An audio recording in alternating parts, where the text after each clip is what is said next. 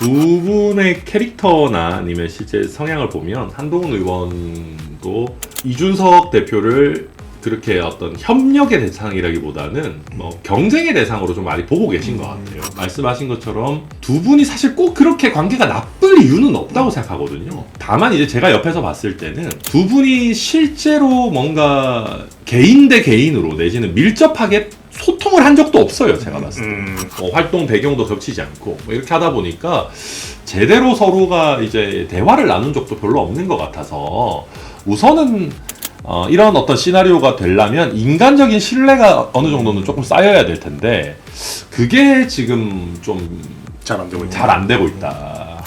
또 이준석 대표 같은 경우는 약간 아마 한동훈 의원을 보면서 그런 생각들이 있을 거예요. 윤석열 정부의 권력이 가장 강할 때 그때는 나는 맞서 싸웠는데 한동훈 의원은 그때 사실은 오른팔 역할을 해서 부귀영화를 누렸던 것 아니냐. 근데 이제 와서 본인이 이제 소신파, 소장파 이렇게 한다는 거에 대해서 이게 과연 맞느냐. 그리고 두 분 사이에 필연적으로 싸울 이유가 없음에도 불구하고 자꾸 이런 이야기들이 나오는 게 아마도 이준석 대표가 국민의힘에서 축출되는 과정에서 지금 친한계라고 하는 분들이 사실은 그때 이준석 대표를 쫓아내는데 힘을 보탰던 분들이 많아요. 그러다 보니까 아니 이분들 이제 와서 한동훈 대표가 쫓겨나는 거는 그렇게 그러니까 좀 내로남불하는 것 아니냐 막 이런 부분들이 좀 섞여 있다 보니까 그런 것 같은데 지금 이제 또 뭐 어쨌든 현재 상황에서는 한동훈 의원이 뭐 또 포문도 열었고 뭐 후속타가 막 엄청 있거나 이런 건 아니지만 그런 상황이다 보니까 조금 뭔가 좀 이렇게 가까이 가기가 좀 쉽지 않은 그런 상황들로 보입니다. 사실 정의한 전 부산시장 후보 자작극 논란 언급을 해주셨는데 네네네. 뭐 최근에 지도부가 알았느냐 네. 뭐 이런 얘기로 공격도 많이 들어오고 네. 그래서 좀 질문을 드리는데요. 네네. 아무튼 뭐 여러 공방을 차치하고 일단 제가 궁금한 건 자체 진상조사 하시는 걸로 알고 있는데 네네네. 이게 지금 어느 단계에 있는지 말씀을 들어볼 수가 있을까요? 네, 저희가 지금 진상조사단 꾸려가지고 하고 있는데 지금 상황 개혁신당과 국민의힘 이제 총선이 이제 사실상 뭐 공천 생각하면 뭐 채 2년이 아니고 뭐 1년 앞으로 1년 다가왔다고 봐도 그렇죠. 뭐 무방한데 네. 이제 더 의석을 늘리셔야 되잖아요. 다음 그렇죠. 총선에서는 네. 그걸 위해서 뭐 국민의힘과의 전략적 연대가 조금 뭐 거론되고 있다고 하는데 뭐 이게 뭐 사실인지 아니면 어떤 그 플랜을 가지고 계신지. 근데 저희가 자기 객관화가 좀 필요한 것이 국민의힘의 입장에서 지금 현재 개혁신당과의 뭐 연대나 통합이나 이런 부분이 그렇게 급하다고 생각되지는 않습니다. 네. 그리고 저희도 이번 지방선거에 저희가 굉장히 많은 후보를 꽤 많은 후보를 냈고 당선자를 많이 배출 못했기 때문에 게다가 지금 뭐 전 부산시장 자작극 논란 이런 식으로 저희 당도 지금 굉장히 혼란스러운 상황이기 때문에 개혁신당 입장에서도 지금 저희가 국민의힘과의 어떤 관계성을 주로 고민할 때는 아니에요. 저희도 저희 내부 구성원들을 잘 다독이고 이번 지방선거를 통해서 유입된 사실 저희 당세가 약해서 정말 안타깝게도 많이 당선되지 못했지만 굉장히 괜찮은 뭐 스펙 면에서나 뭐 정말 뭐 열정이나 능력이나 괜찮은 후보들이 많거든요. 그분들이 지금 어떻게 보면 그분들의 되게 의미 있는 출마나 의미 있는 노력들도 지금 이 자작극 논란 때문에 다 지금 어떻게 보면 다 쓸려가는 그런 상황인 건데 그러니까 이 내부에 유입된 인원들을 저희가 다독여야 돼요. 너희 잘못이 아니다. 이거는 사실은 좀 다독여야 되고 그러니까 여튼 그러다 보니까 개혁신당도 개혁신당 내부적으로 해야 될 일들이 있고요. 그러니까 국민의힘 같은 경우도 지금 장동혁 지도부에서 아마 그런 생각일 겁니다. 개혁신당 이야기를 꺼내기 시작하면 한동훈 의원은 그럼 어떡할 거냐 얘기가 바로 따라오거든요. 뭐 개혁신당과는 뭘 연대를 하고 뭘 하면서 한동훈 의원은 그냥 당 밖에 두는 거는 너무한 거 아니냐라고 당장 친한계 의원들부터 해서 여러 뭐 정말 뭐 보수 성향 언론들까지 다 그렇게 이야기를 할 거기 때문에 지금 상황에서 굳이 개혁신당이라고 하는 어떤 아이템을 만질 이유는 없어요. 양쪽 다 지금 그럴 만한 이유도 여유도 없는 상황들이기 때문에 아마 뭐 지금 단계에서 뭐 통합 연대 이런 얘기는 좀 시기상조 아닌가. 저희도 저희 추스리고 자강을 하는 거에 지금 더 염두를 두고 있습니다. 말씀하신 것처럼 당장은 뭐 이렇게 그게 없다고 볼 수 있는데 네. 총선에서 국면에서도 그렇고 근데 결국에 총선에서 어느 정도 만약에 계속 개혁신당으로 가신다면 의석을 지금보다 최소 지금 정도는 확보를 하셔야 되고 네. 그다음에 2030년 대선이 바로 있잖아요. 그렇죠. 그럼 그때는 또 얘기가 달라질 수 있을 거라고 생각을 하거든요. 근데 그걸 위해서는 아무튼 총선에서 개혁신당이 어느 정도 입지를 굳혀야 되고 그 이준석 대표와 뭐 오세훈 서울시장, 뭐 한동훈 지금 의원 요 세 사람 간에 뭔가 시너지가 있을 것 같다. 연대를 하면 대선 때 그럼 얘기가 많이 있는데 네. 이걸 어떻게 보시는지랑 근데 지금 또 한동훈 의원이 갑자기 또 개혁신당 얘기를 했단 말이에요. 네, 며칠 네, 전에. 네, 네. 그래가지고 어제 또 이준석 대표가 아침에 또 말씀을 하셨고 그래서 이게 또 왜 이러지? 약간 서로 이렇게 좀 돕고 이래야 되는 사이인데 약간 이런 얘기도 있고 어떻게 봐야 되는 건지 이거를 좀 궁금해요. 그러니까 두 분의 캐릭터나 아니면 실제 성향을 보면 한동훈 의원도 이제 이준석 대표를 그렇게 어떤 협력의 대상이라기보다는 뭐 경쟁의 대상으로 좀 많이 보고 계신 것 같아요. 이번에 이제 안철수 의원의 어떤 뭐 법정 진술 이런 것들이 이제 이슈가 되고 나서 바로 이제 저희 입장에서는 다소 좀 갑작스럽게 이제 개혁신당을 상대로 포문을 여셨는데, 그러니까 그런 것들을 보면 아 이게 뭔가 경쟁 관계로 보고 계시는 것 아닌가라는 생각은 좀 들고요. 다만 저도 말씀하신 것처럼 두 분이 사실 꼭 그렇게 관계가 나쁠 이유는 없다고 생각하거든요. 그래서 저는 조금 더 서로 다만 이제 제가 옆에서 봤을 때는 두 분이 실제로 뭔가 개인 대 개인으로 내지는 밀접하게 소통을 한 적도 없어요. 제가 봤을 때. 그러니까 뭔가 이 활동 시기도 사실 겹치지 않고 활동 배경도 겹치지 않고 뭐 이렇게 하다 보니까 제대로 서로가 이제 대화를 나눈 적도 별로 없는 것 같아서 우선은 이런 어떤 시나리오가 되려면 인간적인 신뢰가 어느 정도는 조금 쌓여야 될 텐데 그게 지금 좀 잘 안 되고 있다. 잘 안 되고 있다.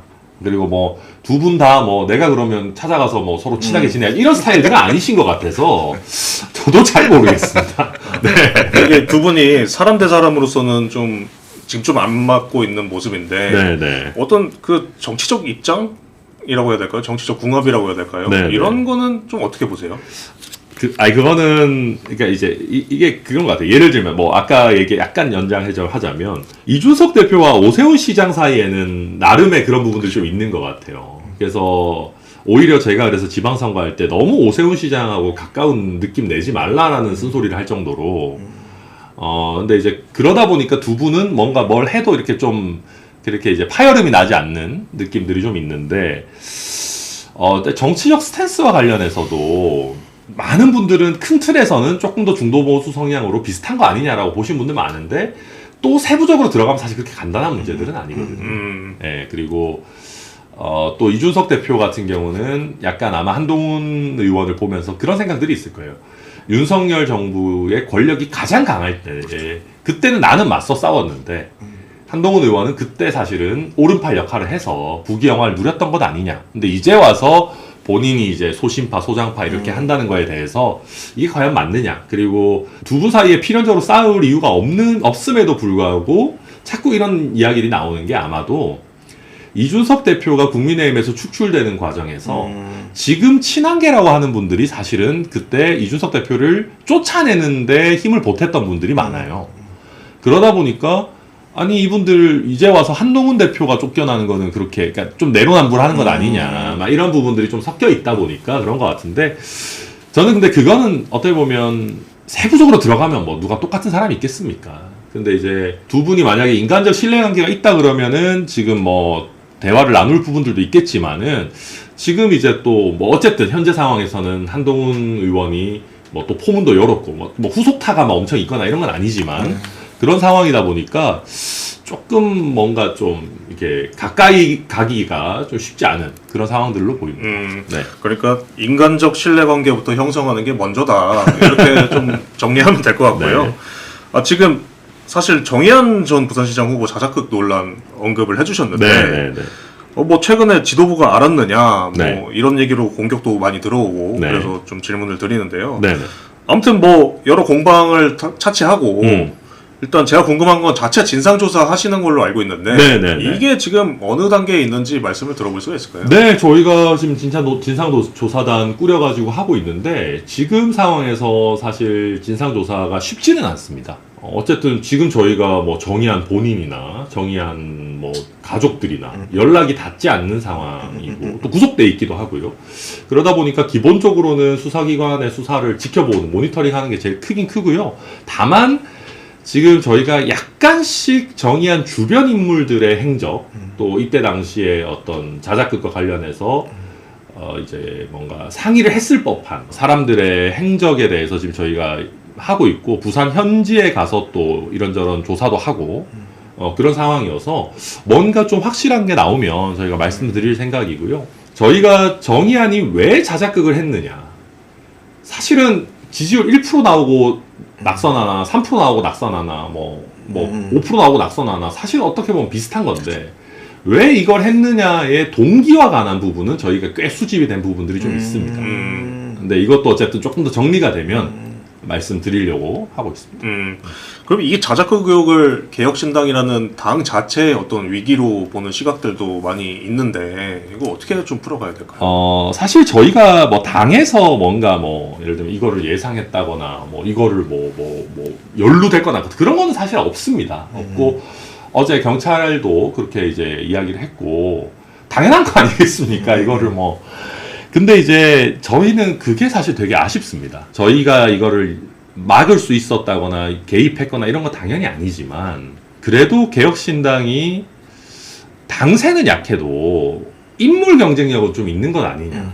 그래도 저희가 젊고 참신한 인물들을 국민들 앞에 선보이는 것 아니냐라고 하는 나름의 이미지가 조금은 있었다고 생각하거든요. 그게 아주 강력하지는 않더라도 그랬는데 이렇게 특히 이제 또 젊은 후보이기도 하고 그런 사람이 이렇게 말도 안 되는 한국 정치사에 남을 만한 이제 나쁜 짓을 하다 보니까 저희도 좀 걱정이 그럼 앞으로 개혁신당이 내놓는 후보들에 대한 국민들의 신뢰를 어떻게 잘 확보할 것인가 공천 과정이나 이 후보자들 관리나 이런 부분을 어떻게 더 면밀하게 할 것인가 라는 깊은 고민을 가지고 있고요. 실제 당에 타격이 되고 있는 건 맞죠. 당연히 맞습니다. 이게 저희의 귀책 사유 여부 이런 거와 상관없이 어쨌든 개혁신당이 계속 부정적인 지금 이슈가 되고 있기 때문에 되게 크고요. 이번에 지방선거에서 너무 많은 후보자들을 냈던 것 아닌가. 우리가 관리하기 어려운 수준으로 개혁신당의 당세에 비해서. 근데 그것도 사실 저희가 억울하긴 한 게 이 부산시장 후보 빼고는 다 뭐 별로 문제도 없었고 다 잘했고 또 전과자 비율도 뭐 다른 당들에 비해 압도적으로 낮았거든요. 저희가 퀄리티로 나오잖아요. 네, 저희 퀄리티 컨트롤 한다고 했는데 뭐 어쨌든 결과가 이렇게 되니까 저희가 총선에서는 조금 더 선택과 집중을 해서 너무 많은 후보를 내기보다는 좀 양질의 후보, 관리 가능한 후보를 내는 걸로 개혁신당도 조금 방향을 전환해야 되지 않을까 그런 논의를 저희 내부적으로는 하고 있습니다. 원내대표는 계속 하시는 거죠? 저는 빨리 개혁신당이 커져서 원내대표 좀 그만하고 싶고요. 그만하고 싶은데 아무튼 그러니까 이제 그런 겁니다. 그러니까 실제로 어쨌든 저희도 지방선거도 성적도 좋지 않았고 지금 이런 안 좋은 이슈도 있고 저나 이준석 대표나 사실 물러나면 편합니다. 물러나면 편하고 지금 뭐 갑자기 집에 계시는 조홍천 선배 깜짝 놀라겠지만 예를 들면 조홍천 전 의원님 같은 분 모셔서 비대위원장 체제로 전환하고 할 수도 있습니다. 근데 이제 그렇게 하는 게 지금 저희 같은 작은 정당에 있어가지고는 어떤 의미에서는 이준석과 천하람이 책임 회피로 보일 수 있는 면도 있는 거거든요. 어쨌든 특히 이준석 대표가 개혁신당에서 차지하는 어떤 비중이라고 하는 거는 굉장히 크기도 하고 또 총선이 실질적으로 얼마 남지 않은 상황에서 지금 비대위원장이 오셔가지고 이렇게 하는 것보다 나름대로 연속성을 가지고 체계적으로 총선을 준비해 나가는 게 어쩌면 책임 있는 자세이기도 할 겁니다. 그러다 보니까 저희가 뭐 지도부 물러나고 비대위하고 이런 것보다는 그래도 실제 해야 되는 일들 또 어쨌든 저도 제가 공관위원장으로서 공천했던 거니까 저희가 좀 어쨌든 제대로 그냥 책임지고 좀 해나가는 부분들 이게 더 맞지 않나라고 저희는 일단 생각하고 좀 해나가고 있습니다.